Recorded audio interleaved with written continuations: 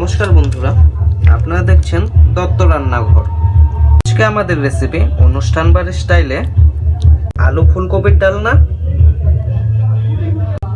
আপনারা হয়তো এর আগে আলু ফুলকপির ডালনা বাড়িতে নিশ্চয়ই বানিয়েছেন, বাট এই পদ্ধতিতে যদি আপনারা একবার বাড়িতে বানান তবে অনুষ্ঠান বাড়িতে খেতে যেরকম টেস্ট হয় সেই টেস্ট কিন্তু আপনারা বাড়িতেই বানিয়ে নিতে পারবেন।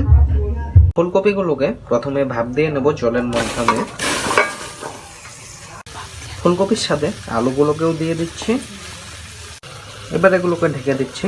আচ্ছা, এগুলো ভাপ হতে থাক। এর পাশাপাশি দেখে নিন মশলার জন্য কি কি লাগছে।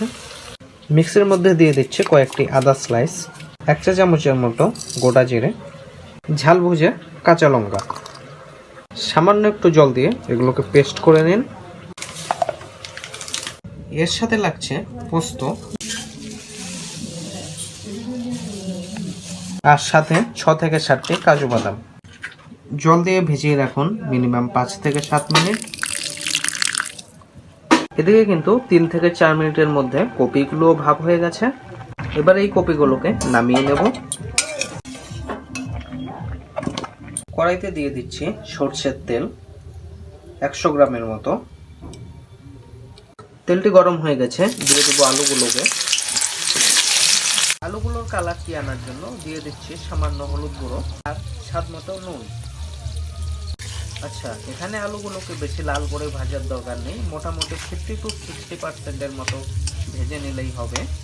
আলুগুলো 50% মতো ভাজা হয়ে গেছে। এই স্টেজে দিয়ে দেব কপিগুলোকে। আপনাদের হাতে যদি সময় বেশি থাকে সেক্ষেত্রে কিন্তু আপনারা কপিগুলোকে আলাদা করেও ভেজে নিতে পারেন।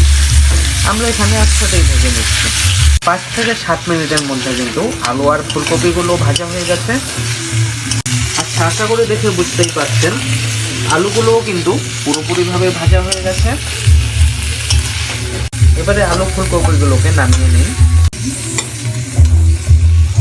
কপিগুলো ভেজে নেওয়ার পর কিন্তু তেল শেষ হয়ে গেছে। আবারও দিয়ে দিচ্ছি 50 গ্রামের মতো সরষের তেল। তেলটির মধ্যে দিয়ে দিচ্ছি 2 বড় সাইজের পেঁয়াজ বাটা। গ্যাসের আঁচটিকে লো রেখে পেঁয়াজগুলোকে ততক্ষণ ভাজুন যতক্ষণ না পর্যন্ত পেঁয়াজের কালারটি ব্রাউন হয়ে আসছে। ব্রাউন হয়ে আসার পর দিতে হবে সেই করে নেওয়া আদা, কাঁচা লঙ্কা আর গোটা জিরের পেস্টটিকে। পেঁয়াজ বাটাটি ভাজতে ভাজতে মোটামুটি গোল্ডেন ব্রাউন কালার এসে গেছে। এই স্টেজে দিয়ে দেব সেই মশলা পেস্টটিকে। এর সাথে দিয়ে দিচ্ছি সর্বপ্রথম পরিমাণ মতো হলুদ গুঁড়ো। কালারটিকে সুন্দর করে নেওয়ার জন্য 1 চা চামচ কাশ্মীরি লঙ্কার গুঁড়ো। এছাড়াও এর টেস্টটিকে আরেকটু বাড়িয়ে নেওয়ার জন্য দিয়ে দিচ্ছি 1 চা চামচ ধনে গুঁড়ো। গ্যাসের আঁচটিকে লো রেখে মশলাগুলোকে কষিয়ে নিন। মশলাগুলোকে মোটামুটি 3 মিনিট কষিয়ে নেওয়ার পর দিয়ে দিন 2টি মিডিয়াম সাইজের টমেটো পেস্ট। এবারে গ্যাসের আঁচটিকে মিডিয়াম টু লো রেখে মিনিমাম 5 থেকে 7 মিনিট টমেটোগুলোকে কুক করে নিন। আচ্ছা, এর সাথে দিয়ে দিন পরিমাণ মতো নুন। 5 মিনিট পর টমেটোগুলো ভাজা হয়ে গেলে দিয়ে দিন কাজু আর পোস্ত পেস্টটিকে। এবারে গ্যাসের আঁচটিকে লো করে দিয়ে আবার এগুলোকে কুক করে নিতে হবে 3 থেকে 4 মিনিট।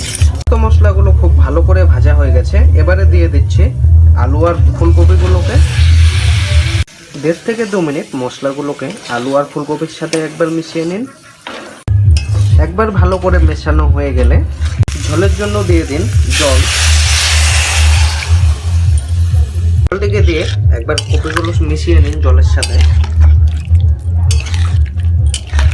রেসিপিটিতে যাতে অনুষ্ঠান বাড়ির মতো টেস্ট আসে সেই কারণে দিয়ে দিতে হবে কয়েকটি কিশমিশ,